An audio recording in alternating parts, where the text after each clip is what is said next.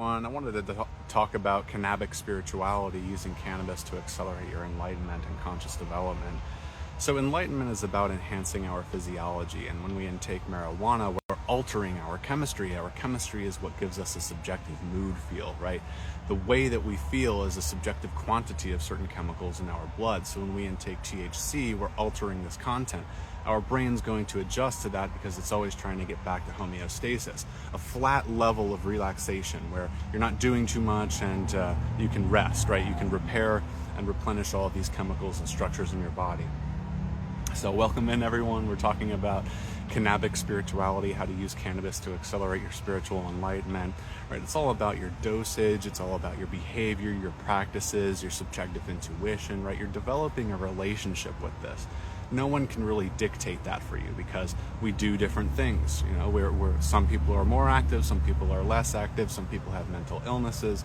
But with the proper dosage, the proper technique, and the proper understanding, you can leverage the use of this substance and upgrade your brain. What is upgrading your brain? Upgrading your capacity to think, process emotions, evolve, and reverse engineer your greatest vision into the steps that you need to take to arrive in the visage of your dreams. So really, it's that simple. You know, developing your own subjective relationship with it. As with all the other substances, practices, and anything you intake or do, it's all a balance. What's up, hater? What's up, C? No, this isn't pre-recorded. THC, so cannabis, and we'll get into psilocybin as well. So it accelerates whatever you're imagining, right? So when we're sitting here, we can modulate our brain waves, the speed of our brain. We can slow it down into rest. We can speed it up into hyperactivity and the fight or flight response. We can be active in the world. So when we take THC, it's over-accelerating the electrical activity of our brain, creating a reality in whatever we imagine and whatever's going on in our subconscious and all of our anxieties and paranoias. It's just accelerating what you already are. It can't not, because the totality of what you are is right inside. Right? Yes, we are the metaphysical spirit, self, intelligence, and source that propels everything, but right now we've created this self, our sort of next best guess as to how to dwell within our own eternity. So the practices that we need to understand are those that direct this energy, those that create our reality. And unless we discipline the mind, we will not get the benefit out of it, right? We will alter our chemistry too much and we will shut off our ability to create motivation, right? Motivation is synthesized in us as the subjective quantity of dopamine in our blood, right? Dopamine is literally the sensation or feeling of motivation, wanting to do something. So motivation is a natural consequence rather than something we need to force ourselves or discipline ourselves to do every day. Discipline is an element, but balance is important, right? Balance is important with everything. So that's essentially it. That's why yoga helps. Yoga is stretching and opening your body. It's enhancing your circuitry. It's improving the flow of your fluids and enhancing brain function.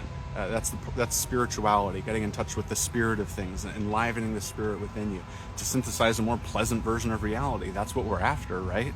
Enjoying our existence, enjoying the beauty of creation, which is innate, right?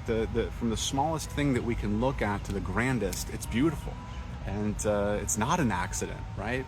It's not an accident.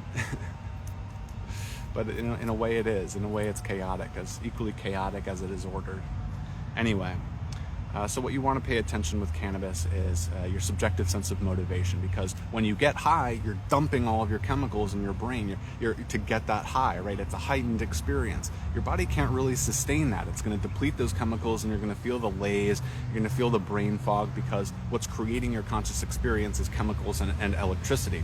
Yes, you are an eternal metaphysical spirit, but that's not important to fully acknowledge or even realize. Even just the contemplation of a metaphysical essence begins to do the work to eventually grok that there is one, right? Even if you just entertain it, entertain ideas like reincarnation, entertain ideas like the afterlife and reviewing your life and choosing a new life, choosing your parents, your circumstance, willfully undergoing suffering to evolve your spirit, then you will eventually realize some element of truth, because whatever you believe, you should probably be firmly convicted in why you believe it, backed up by subjective evidence that you yourself collect. science, religion, spirituality, they all require an element of faith to produce a result that's actually tangible in your subjective experience. So it all roots down to your subjective experience, which you cannot prove that you're actually having to anyone else. So this is why it's important to develop your own relationship with cannabis, your own relationship with why you believe what you believe, instead of being misled into hypnotic falsehoods that deviate you from the path of righteousness. And I will be so grandiose to say that because you must become righteous. You must become firmly convicted in the notion of your own power and what you can potentially create. I lost my train of thought, or it exploded. So that was tough. So yeah, we're taking cannabis. We're noticing if we get too lazy. We're noticing if we get, if we're losing motivation, or if our mood is swaying. We notice our agitation. We notice depression. We just notice it. We don't identify with it. We don't cast character traits. We don't judge ourselves, because when you judge yourself, you're essentially trying to punish yourself into changing. You're damaging what needs healing. So through acceptance and the acknowledgement of wisdom, you can slowly entrain into being wisdom, being the embodiment of truth, and all of these things. So if you mess with your chemistry, understand it's objective, no connotation to identity. Yoga, meditation, and breathwork help because they're all tools of consciousness. They all modulate your circuitry. They modulate your chemistry. A cursory understanding of how the breath interacts with your psychology and your mood is all it really takes to be able to use these substances for your benefit, because you're ever evolving. You're noticing the depression. Okay, I'm going to lower my dosage. I'm going to set a stopwatch from the first puff until I puff next. I'm going to try to beat my score and see the subjective effects of what I'm actually doing to my body. What am I actually getting out of it? What am I actually doing to myself? Am I puffing to escape an emotion? Well, that's how your body is being trained to process that emotion. It's a negative cycle. You're saying, I feel bad. This quick instant fix can help me. That's going to delete your ability to evolve emotional intelligence. Again, not a judgment, just an objectivity. An objectivity you can contemplate to give you contrasting truths that you'd rather entrain into, instead of judging yourself out of action in the first place. Bars. So each time you accept information, you evolve your perception of something. So, do an experiment. I'm going to puff once, see what it does to my creativity, see what it does to my motivation. If it's not enough, I'm going to do a little bit more. I'm going to write down how much I did, set the stopwatch, do the behavior. The behavior is the yoga, the breathing, the meditation, the mindfulness. We call it behavior because it's how you're behaving that affects your body, right? Wiggling your finger, like flicking yourself, ouch, that hurt. That's a tangible effect. I noticed that. It's objective. In my experience, well, it's subjective, but you're feeling that. It's something you can prove to yourself. So there's a line, right? There's a line from I'm flicking myself and feeling that pain to I'm taking a puff of this and it's going to destroy my motivation in all of these other areas, and I'm going to think it's something that's wrong with me, instead of a psychological effect that I can retrace to behavior and whatever I'm putting into my body, which is becoming me, becoming the subjective way that I feel in my reality. So the mantra that we can use is, I'm more powerful than this. You want to invoke power, because when you're overcoming an addiction, you're using your will to overcome something negative, a negative character trait, a bad habit, or whatever. Sorry, excuse me. A habit is something that's easier to do than not to do, due to the strength of neurology in our brain. It's easier to walk than to fall because we've established that circuitry. So there was another point to this. A habit is something that's easier to do than to not. Okay, so it's also the subjective strength of its urge. So when you have that urge to smoke, you have to fight it to some degree, whether you're weaning yourself off and increasing the time between dosage, or you're stopping altogether. You're going to have to fight some sort of urge inside of you that's getting you to do something, right? The urge gets you to do it. The urge of hunger gets you to go and eat. These are our survival instincts, the feelings that keep us alive. So if we mess with those feelings too much, and if we don't understand them through the acceptance of them, we will not understand them, and we will be swayed by our chemicals. We'll be swayed by the way that we feel in the body.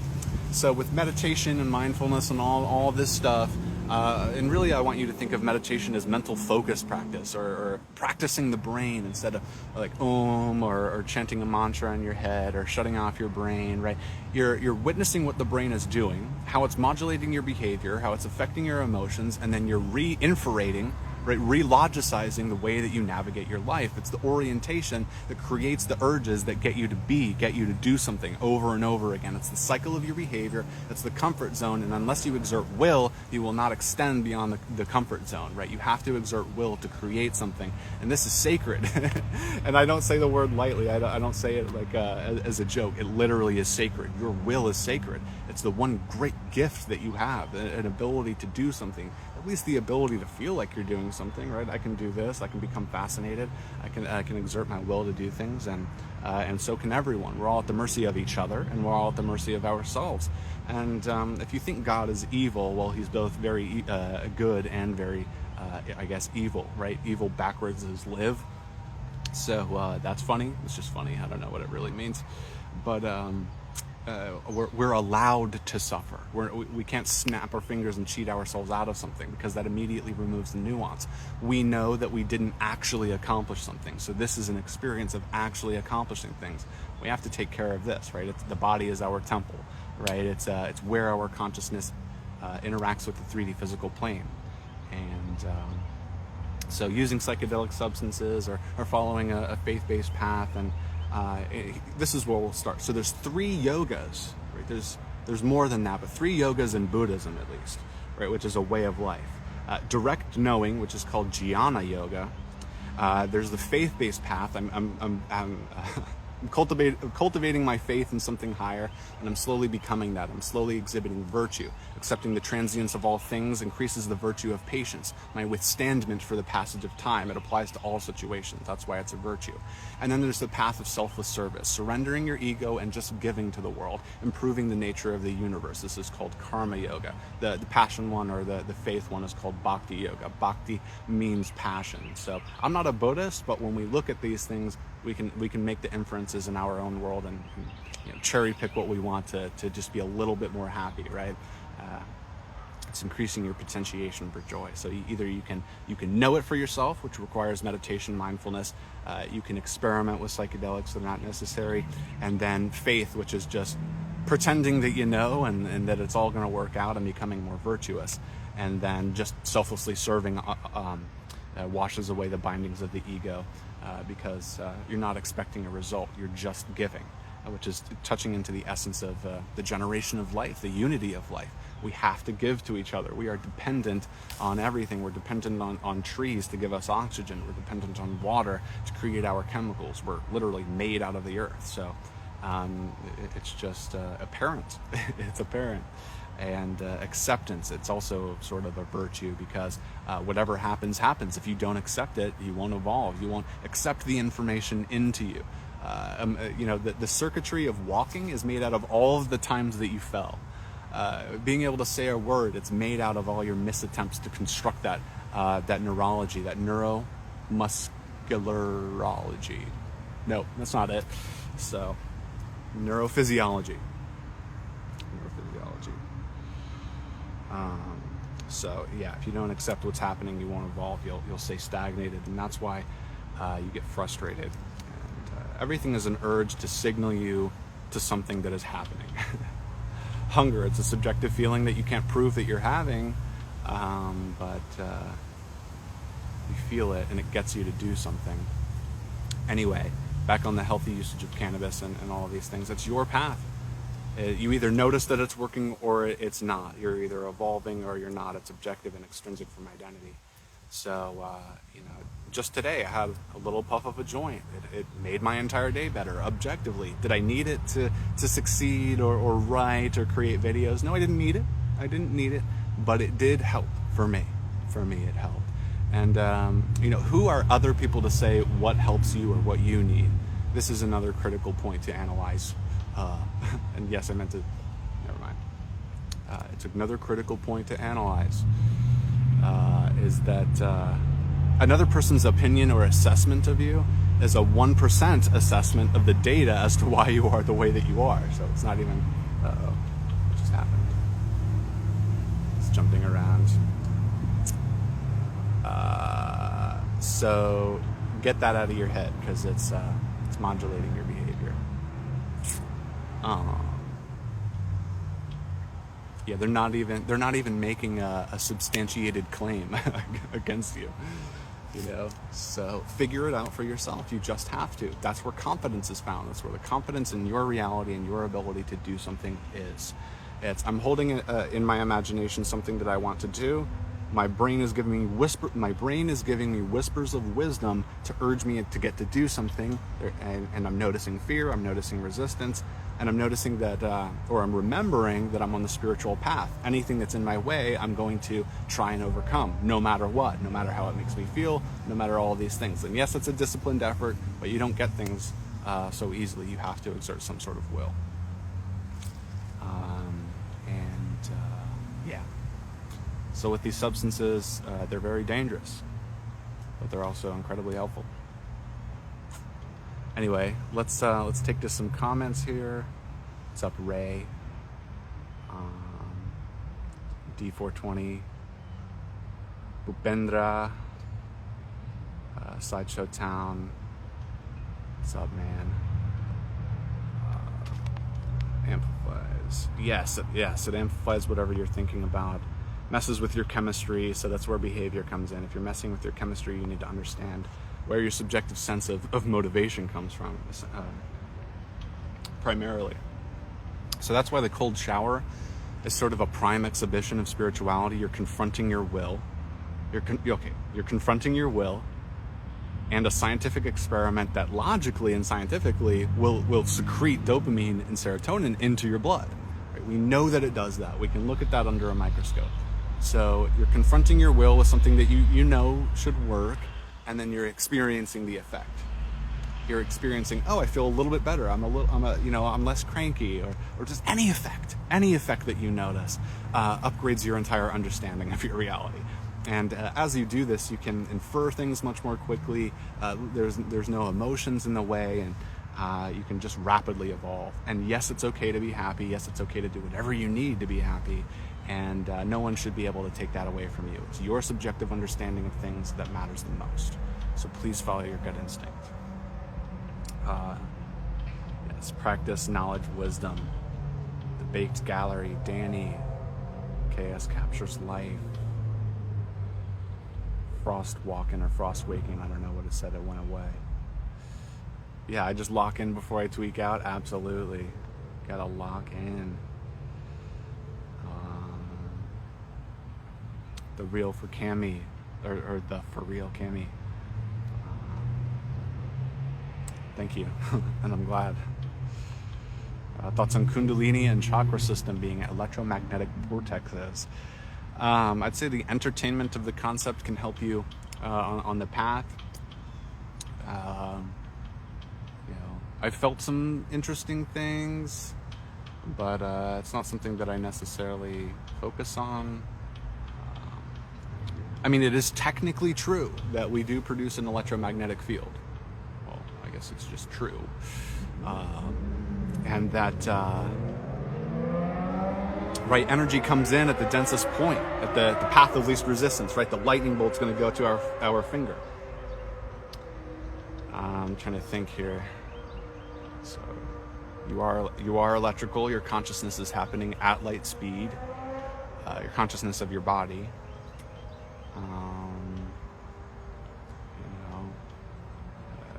The densest points of our body, that's where energy goes in, so seems reasonable. I've never needed to utilize it. Thoughts on reincarnation? I think it's definite, right? So this is where I start. Existence is a paradoxical consequence. We cannot be aware of the lack of awareness, because being aware of nothingness is something. So nothingness can't exist because it's nothing. So this is the initial paradox that has created the ninth dimension, if you want to call this. The initial creative principle of existence is creation itself, the notion of creation. Not like molding something out of clay, but just as a concept, blank without any connotation in your brain, creation, right? That's a dimension of our reality. It's inborn into us. That's why we like to create. That's why we become curious. That's why we play. That's why we explore. It's all creativity, play, experience, interaction, consequences, right? And we're in the context of infinite bliss, right? Millennia, infinite, but let's say millennia for this concept or this whatever. The context is millennia of bliss and getting to do whatever you want, and that's cool. And then there's this 100-year experience of incredible nuance, of the slow eking of beauty, of this slow retransition into godhood. And it's safe everywhere, right? And when I say we are God, I don't mean that this flesh could snap its fingers and create something yet. But I mean that we created this to have nuance and novelty. Anyway, reincarnation, right? So we know that energy cannot be destroyed, right? This is where it starts. This is where the cliche or the trope comes in. Energy cannot be destroyed. It can only collect, evolve, and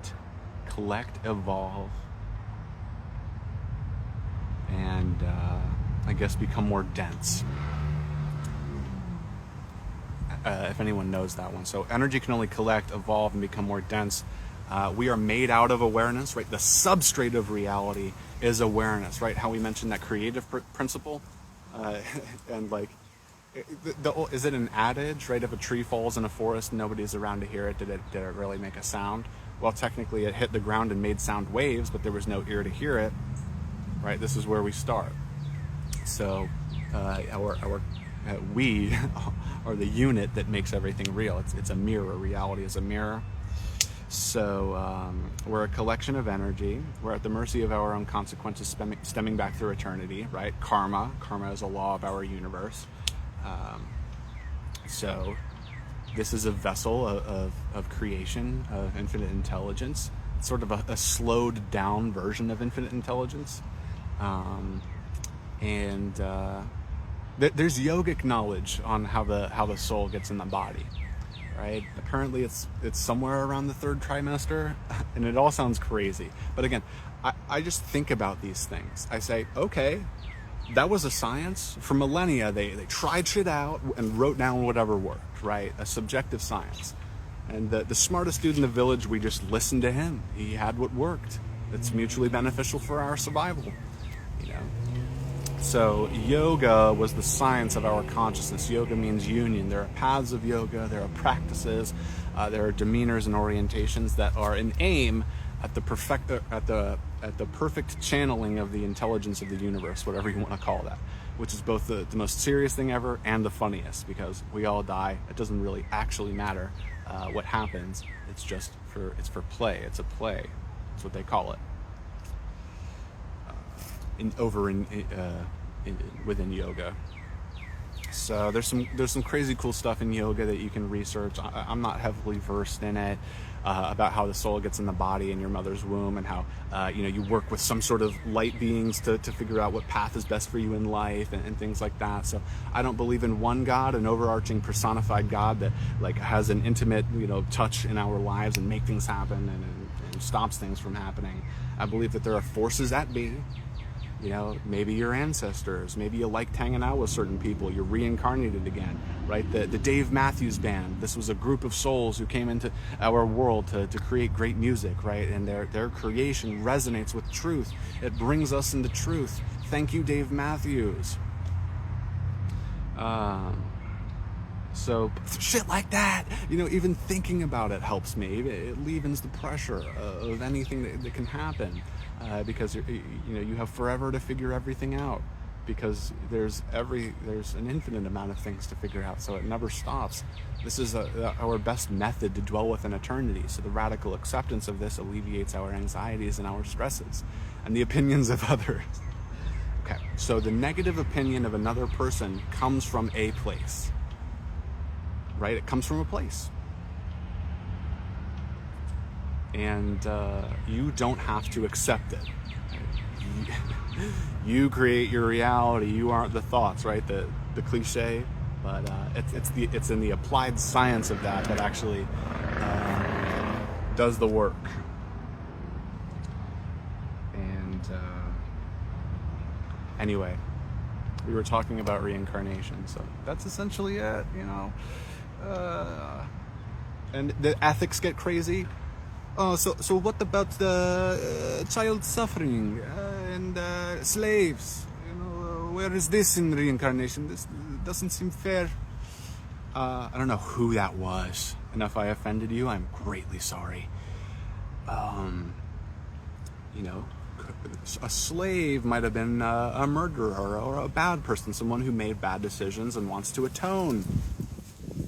See, the ethics gets crazy. It really does. Okay, so what? I have privilege. I'm not that special. Third world country, money, material, things. It's scary. So it's maybe not even respectful or appropriate to talk about someone else's past life.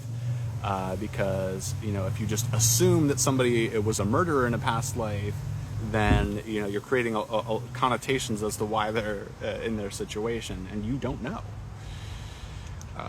So I would help that person. It's all love. That's why we go back to unconditional love as the smartest choice, the most intellectual choice. It's smarter to love because things get done faster when we work together. Everything is working together.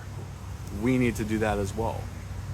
Where it comes in is that there isn't a perfect set of morals and ethics, and that we're allowed to suffer with each other on this planet. Look how isolated we are. We're in the most isolated position possible in the universe. There's nothingness in every direction for forever. It's a microcosm of creation. We're here to work together. And God is watching, gods are watching, the forces that be are watching. Again, I don't believe in a central God. I believe in infinity, and beings of consciousness without physical bodies. Have I witnessed it face to face? No. It's a faith-based element, but I've had enough anecdotal experiences, and there are people that I love with all of my heart that I believe. And can we confuse ourselves? Can we hear the wind rattling on our roof and think it's Jeffrey, my Uncle Jeffrey? Yes, that too, right? There's a healthy element of skepticism, a healthy element of an open mind. If you close your mind into any one thing, then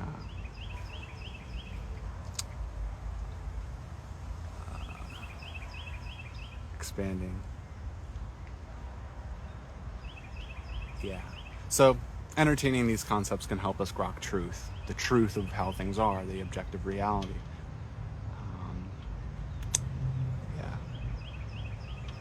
And weed isn't a drug. So, mushrooms aren't a drug. Pharmaceuticals are drugs. It's a plant medicine.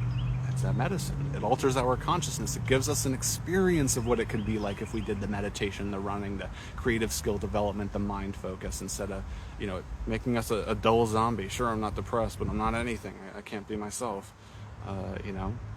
There are things that we're just not being taught in school, right? And we know that school is a system of regurgitation to pump out factory workers and to keep the corrupt society going. But, we live in a time where people are most apt to become autodidacts. An autodidact is someone who can teach themselves anything, and yada yada blah blah blah. So if you teach, 12-year-olds are creating apps that detect breast cancer better than doctors. 12-year-olds are innovating our society and our medicine. Just go on YouTube, all these genius minds, and all of our depressed children out there, all of our depressed kids who are disconnected from their spirit, the spirit of themselves, right? It could be a personality, it could be a curiosity, it could be the things that you like. It doesn't have to be metaphysical or connotated to any religion. It's just the essence of what you are, the prime essence that moves you into life, right? You can't turn off your curiosities, you can't turn off what you're good at, but you can avoid it, you can shut off your connection to it, and why wouldn't you be depressed? But these brilliant minds are locked in this system. We could rapidly innovate society, and just think of all the abundance that's out there that's not going to use. Right? It's a connectivity issue rather than an abundance issue. We have the abundance, we don't have the connection and the advanced ideas. So, synthetic psilocybin, I don't know, but I think it's interesting. I think the synthetic DMT trial is pretty interesting, how they're mapping the DMT world. So it's an intravenous slow stream of DMT into your blood instead of the hit that permanently puts you in the state. I would look that up on YouTube. It's really cool. Yeah, but all these trials. Can you believe that it's illegal? That's how far behind we are. That's how far behind we are. I always go back to this. We are not currently led by the smartest and most spiritually evolved human beings. It's just plain to see. It's plain to see. That's why, the average, mushroom user knows the problems in our world and knows how to fix them. If they were put in the proper position and empowered with the right knowledge, they would thrive. They would be able to innovate.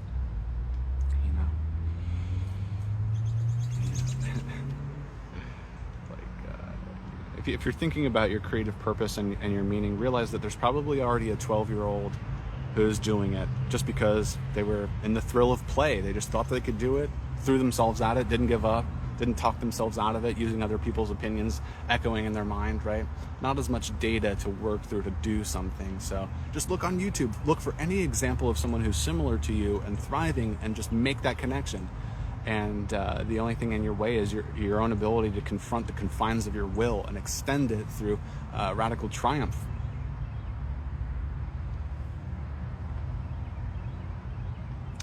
Overcomance.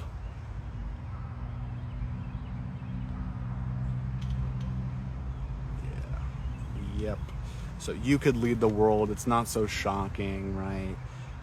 Because you've probably been through a lot of depression, a lot of anxiety, a lot of refute from society and trauma from others. And while you didn't have to go through it to become as wise as you are, you did. And now you realize that it's connection with others that matters the most, right? When you have nothing and you have to build yourself up, and you don't do it in a selfish way, you connect with others innately. You work together, you create systems, you deepen bonds. It's not what's being exhibited by this toxic culture, It's even just funny that we are an organism that kills itself for phallical reasons. Phallical? Fallacious. No. What is it? For reasons predicated on illusions, right? The birds, the bees, they're guided by their urges and their instincts, and they execute their job. The human being is an exhibit of godlike potential. We can mold the entire earth. We can blow the entire earth to smithereens, not with our minds, but with what we've created with our minds.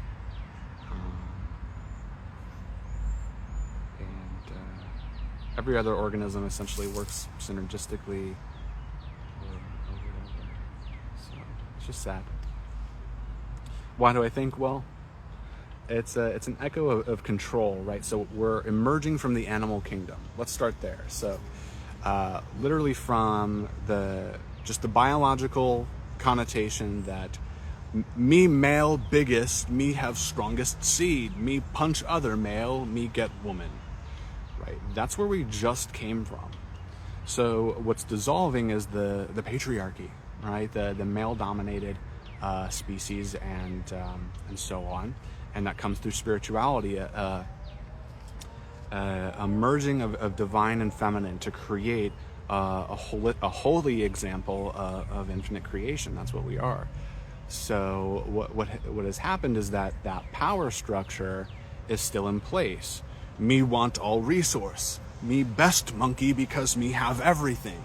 You trust me because I can protect. That's the ego, right? The negatively wired ego.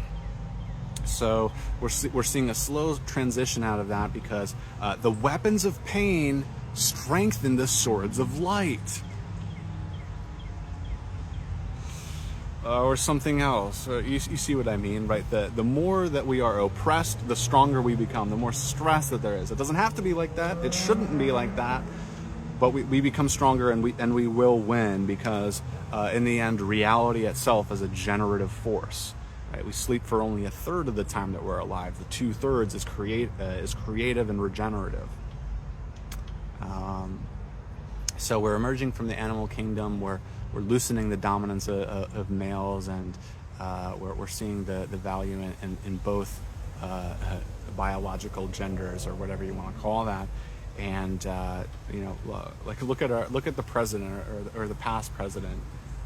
You know, like, okay, you know, I don't want to get into politics, but the objectivity of it, just, can we agree it's not the most spiritually enlightened person?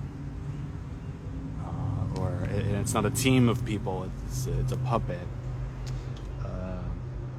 It's a representation of the dominance of what we think is worthy. So they wouldn't be voted in or controlled in if it wasn't coming from, well, somewhere, and from a negative selfish orientation, right? It's the gathering of resources instead of the distribution. And I don't have a political affiliation. I accept, like, I'm a Marleyist, you know, unconditional love and unity. And we don't lose dark humor. We don't lose the funny and someone slipping on a banana peel if we become a loving being.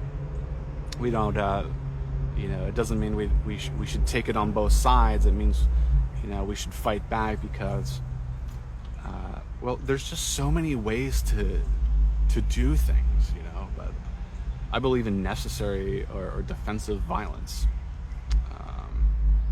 You know, I believe that my morals and ethics don't have to be perfect.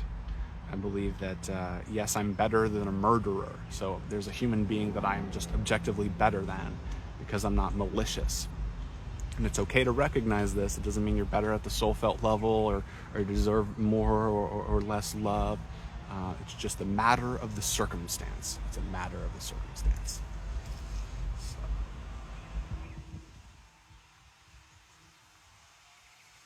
Anyways.